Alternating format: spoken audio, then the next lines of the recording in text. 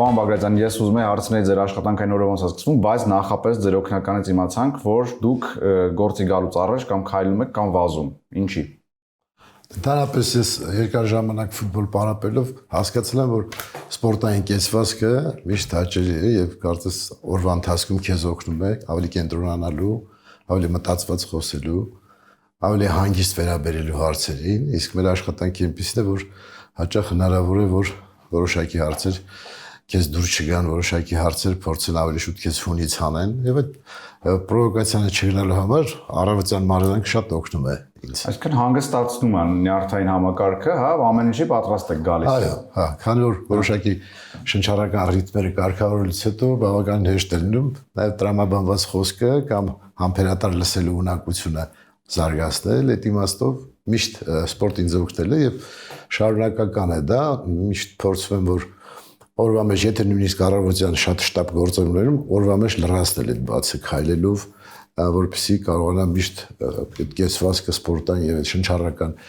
տակտը պահել զրույցների ընթացքում։ Հասկացա։ Մենք ԱԺ-ում շատ անգամներ ենք եղել ու տեսել ենք տարբեր աշխատասենյակներ։ Ձեր աշխատասենյակից ինչ դժգոհություններ ունեք։ Դες տարապես աշխատասենյակին մեծ հաշվով միշտ ուշադրություն չեմ դարձրել, որովհետեւ համարել եմ որ եթե կա սեղան եւ աթոռ, ուրեմն կարող ես նստել եւ աշխատել։ Եվ պատերը ինչ չեն հետաքրքրել, եւ տեղը ինչ չի հետաքրքրել, դա իմ սկզբունքն է, այս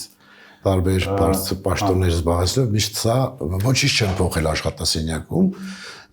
դա իմ սկզբունքն է նաեւ։ Այսինքն ձեզ մոտ այստեղ չկա ներքին, որովհետև ինչին շեշտեցի որ շատ ենք եկել, որովհետև կան սենյակներ մեծ, հարմարավետ, նոր վերանորոգումով, ամեն ինչ, նույնիսկ հանգստի սենյակներ, չգիտեմ, անկյուններ նստելու եւ այլն, ձերը բավականին կոմպակտ է, բայց եթե դեռ պատերը դնենք մի կողմ, ձեր մեջ չկա ինչ-որ ներքին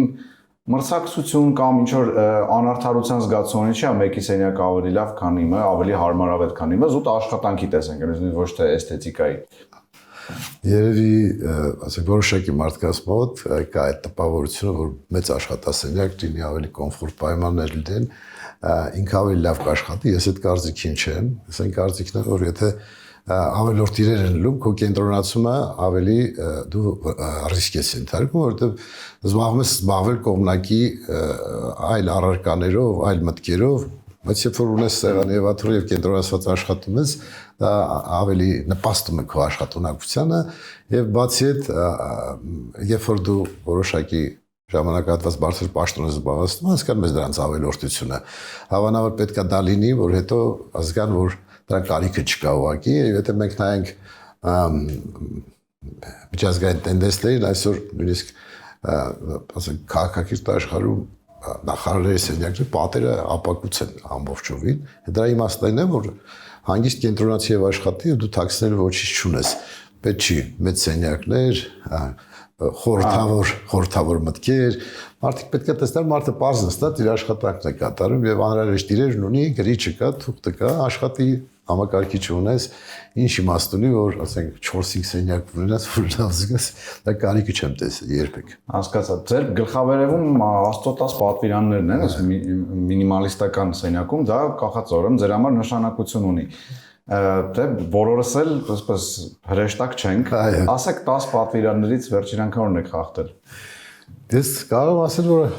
շատ հաճախակ ենք խախտում, բայց դա իմաստն է, որ ինքը անդադ քեզ հիշեցնի, որ չպետք է խախտել։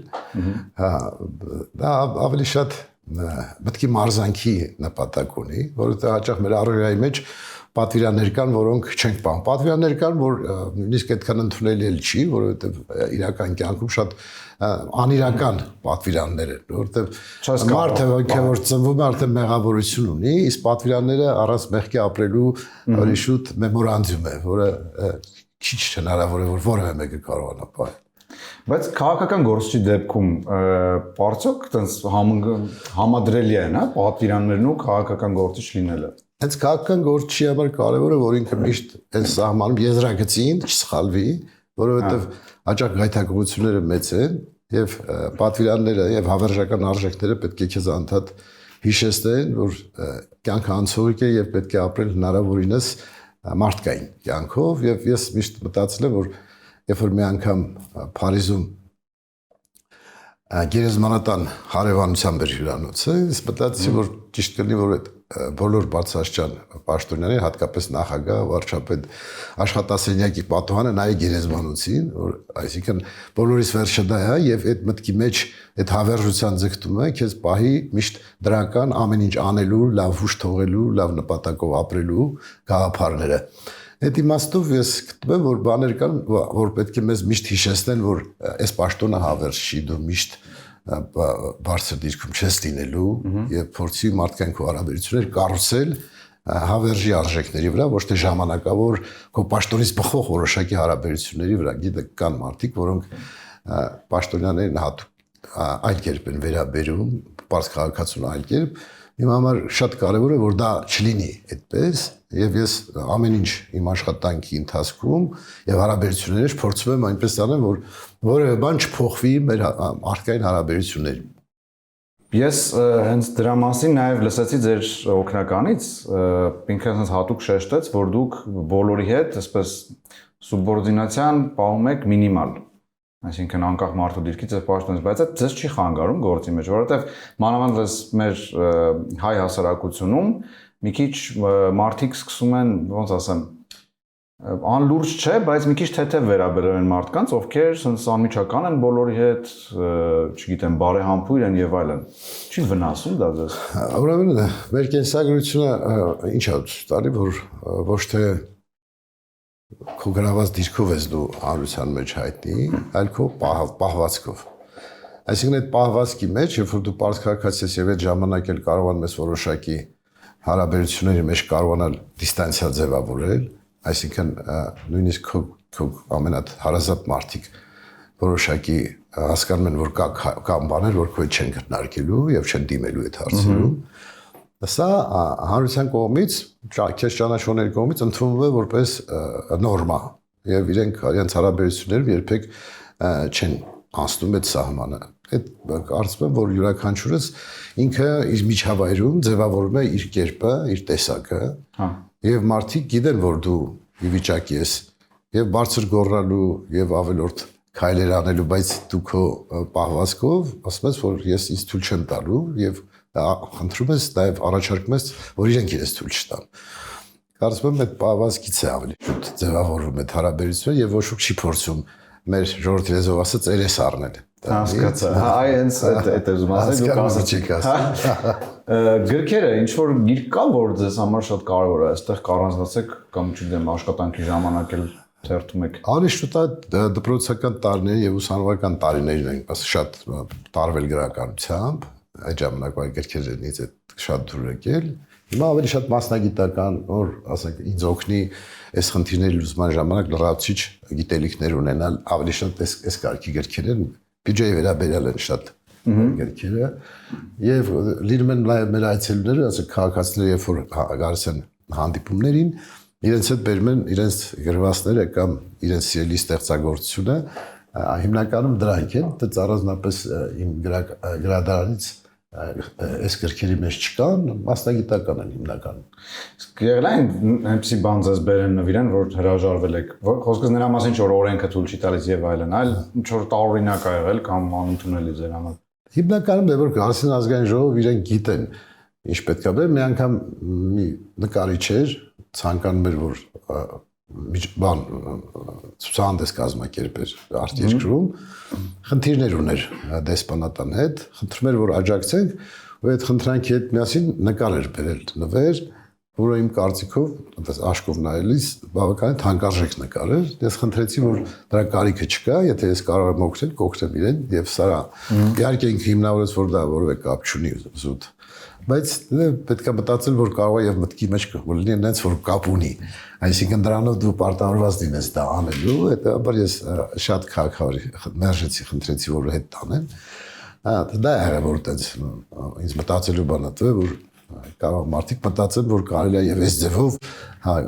քո աջակցությունը ստանալ, բայց դա բացառված է։ Հասկացա։ Եթե գաղտնիք չի, ինչ նշումներ եք անում այդտեղ։ Հիմնականում առօրյա անելիքները, ասեք հիմա այստեղ նշված է տնտեսական հանձնաժողովի, քննիչ հանձնաժողովի Ոսկանյանի հարցը, զինվորի հարցը, այսինքն օրվա մեջ ինչ խնդիրներ կան, նշում եմ, հետո որ կատարում ենք պլյուս ենք դնում, որ այս խնդիրը լուծվեց, այս խնդիրը լուծվեց։ Թուրքմենիայի դեսպանի հարցը պետք է հանդիպենք, պլյուսը դրեմ, ուրեմն հանդիպել եմ։ Պետնախագծի հարցը։ Բաց ինֆորմացիա չէ, կարող հասկացա։ Քաղաքապետարանի հարցը 9.5 պլյուս դրեմ, այսինքն մարդ դիմել է քաղաքապետարան պատասխան չի ստացել, դիմել է մեզ, մենք պայմանավորում ենք, գնում ենք քննարկում ենք։ Այսինքն դուք բովանդակություն ես ամեն ինչի հիշում եք, ուղղակի այդ երկու բանով արդեն հիշում եք ինչ հարց է։ Այո, որ ժամին հերթականությամբ լուծելու վնաս, որտեղ չեմ ուզում կարգավորված չլինի, որ պահի տակ ասացին, դու գնացիր այդ խնդրի լուծման, այլ դու հերթականությամբ գրանցում ես եւ լուծելով առաջ ես գնում, օրվա վերջին զգում ես, որ գոնե մեկ հարց այսօր կարողացար իսկապես հասնել նպատակին, ասում քաղաքացին բավարարված գնաց, շատ հաճախ մեջ շնորհակալություններ եւ դա մեզ շատ ուրախացնում է ոգևորում։ Իսկ եթե հարցը չեք կարող լուծել, ինչ եք ասում քաղաքացուն։ Ես գնում եմ ցույց եմ տալի այդ ամբողջ process։ Ես իր հետ միասին գնում եմ նախարարի մոտ, խնդրում նախարարին, որ երկուսից լսի։ Ինքը համոզում է, որ օրենքի շրջանակներում հնարավոր չի դա լուծել։ Դե բավարարած ալու, որ դու հնարավոր արեցիր այդ քո հնարավոր քայլերը, այսինքն դու իրան ապացես, որ դա հնարավոր չի ուղղակի մեր այս օրենքի շրջանակներում, ասեք ինձ դիմել է հենց երեք տարեսկին, որ երրորդ կարգի հաշմանդամություն ունի, խնդրում եմ, որ սալյակ տրամադրեն իրեն, ասում եմ, ես դիմել եմ, չեն անում եւ այլն, ես հարցում եմ անում նախարարությունը ասել որ դա հերթ ունի այդպես ամեն հնարավոր չի բոլորի տրամադրել ժամանակի ընթացքում կտրամադրեն բայց բնականաբար ինքը դրանից բավարարված չեղավ գոհ չեղավ եւ ասաց ես ձեր մասին շատ ավելի բարձր կարծիք ունեի այսինքն կարծում եմ որ մի զանգով այդ խնդիրը պետք է լուծվի բայց մենք գիտենք որ շատերն են սպասում իրենց հերթին եւ պետք է խնդրել որ նեղանալու դեպքում հասկանալով նեղանան Պարոն Բագրատյան, քանի որ արդեն իմացանք, որ դուք սիրում եք քայլել, առաջարկում եմ մի քիչ էլ մեզ հետ քայլեք, դուք գանք եղանակը ստիպումը, գնանք նաև ԱԺ-ի այգում, մի քիչ զբոսնենք ու զրուցենք։ Հաճիկ։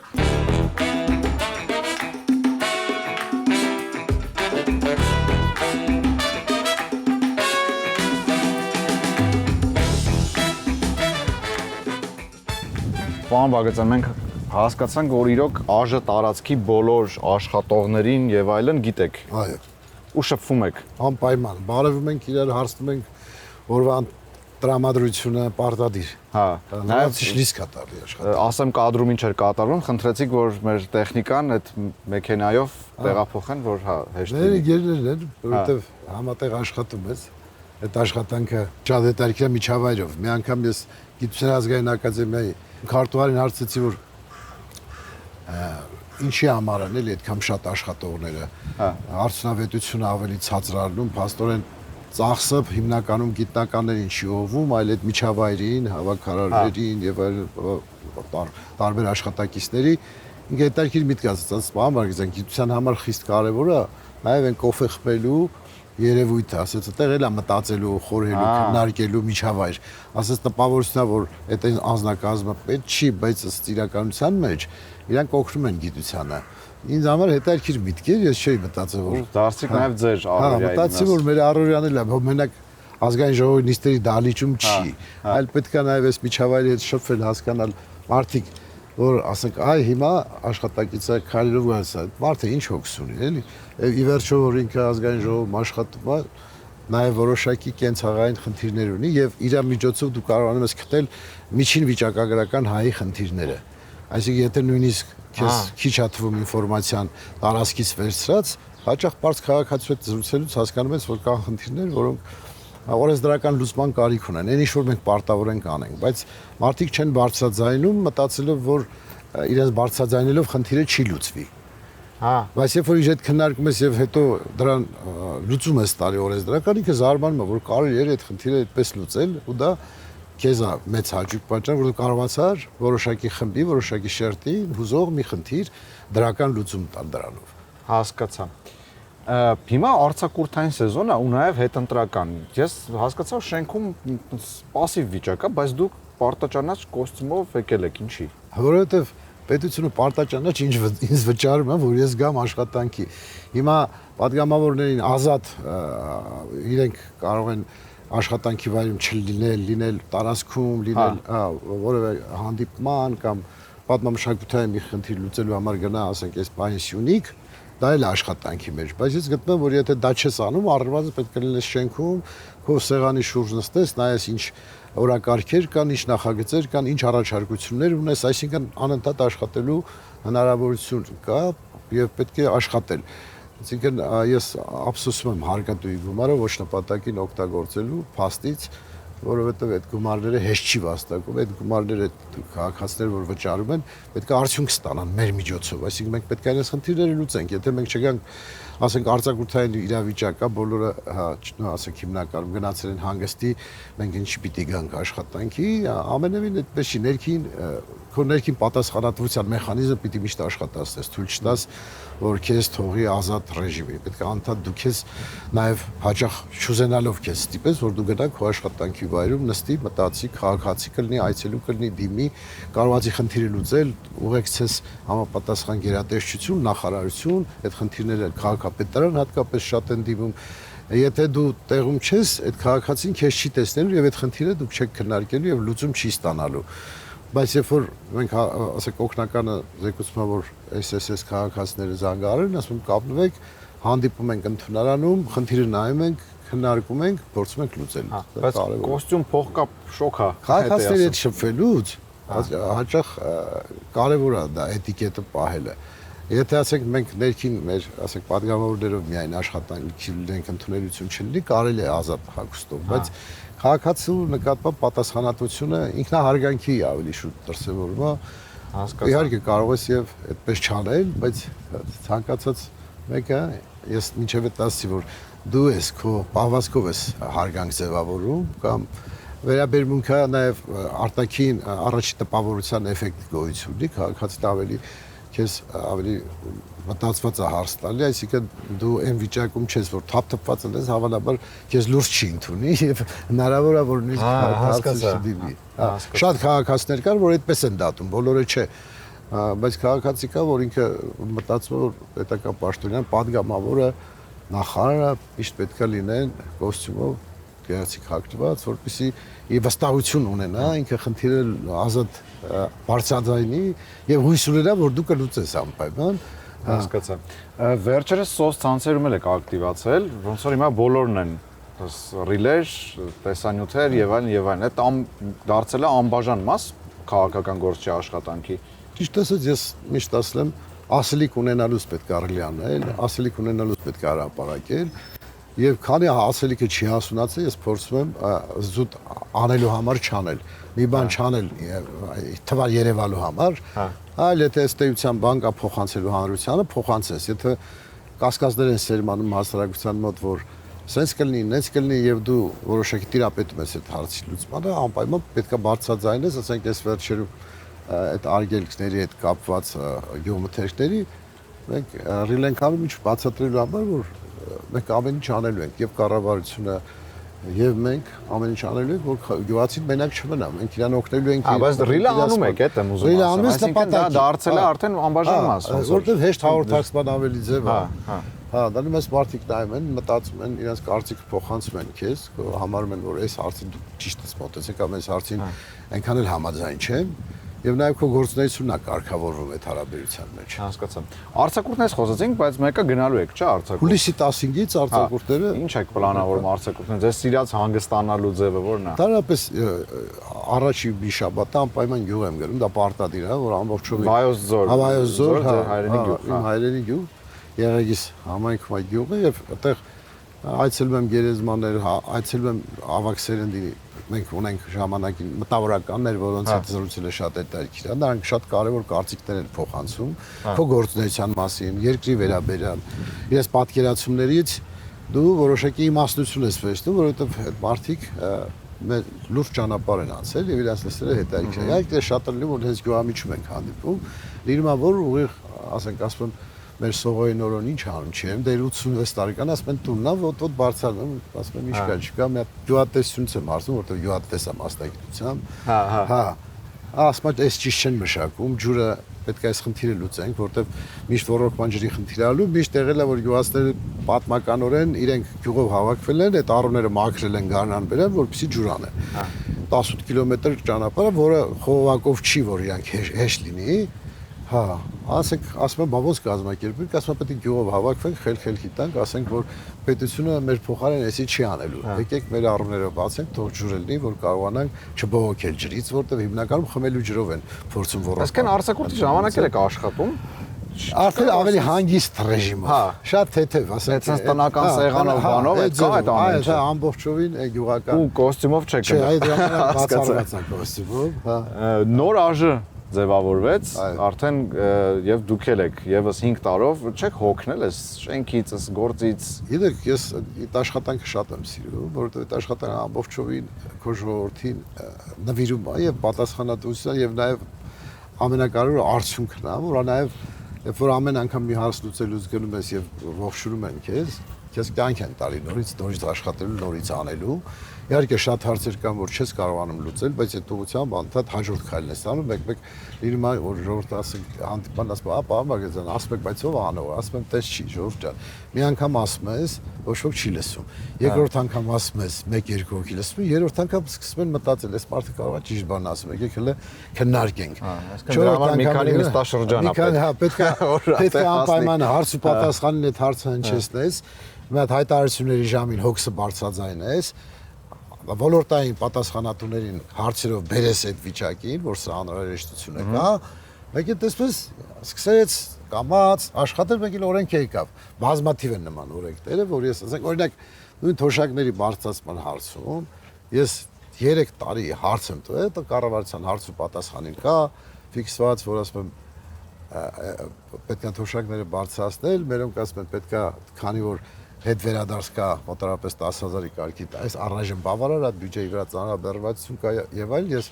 նորից եմ պնդում եւ ինչից է խնդիրն առաջանում, երբ որ ես գնում եմ գյուղ, մայրս ինձ ասում է տղա ջան, ասա թոշակները բարձրացնել, ասում եմ ինչի, ասում եմ իմ սաղընկերուները ինքն է 88 տարեկան է։ Իմ սաղընկերուներն ասում են որ չի երիքում, ասա թող բարձրացնեն, ասում եմ մամջան դե միջոցներ չկան եւ այլն, պետությունը էլ չունի, ասում եմ մի բան արեք, չգիտեմ։ Ես գալիս եմ ասում եմ որ հա, պարոն վարչապետ, ժողովուրդը խնդրում է որ թոշակները մի քիչ բարձրացնեն։ Ժողովուրդը ասում է մայրիկը։ Դե ինքը արդեն միջավայր է ձևավորել, գիտեմ որ դա մեծամասնության խոսքն է, ու մեկ էլ